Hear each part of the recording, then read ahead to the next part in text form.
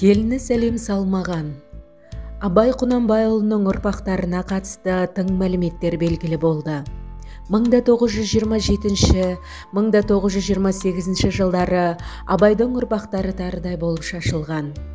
Күллі әлем танитын Абай Құнанбаевқа немересінің әйелі сәлем салмаған. Ғылыми зерттеу орталығының өкілдері ақынның ұрпақтарына қатысты тың деректермен бөлісті деп хабарлайды Еуразия арнасы. Телеарна хабарлауынша 1927-1928 жылдары Абайдың ұрпақтары тарыдай шашылған.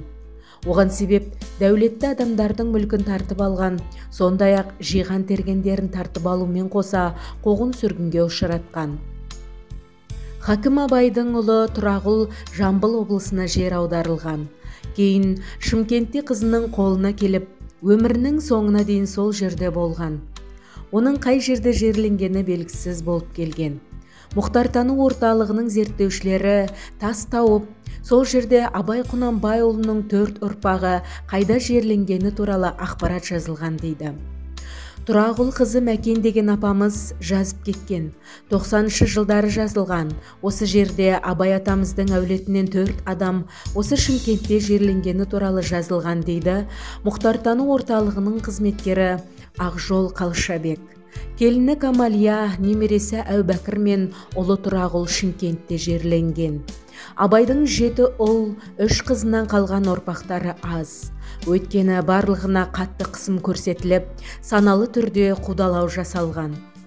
Шымкенттегі Таңбалы таста Абайдың келіні Камалия жерленген.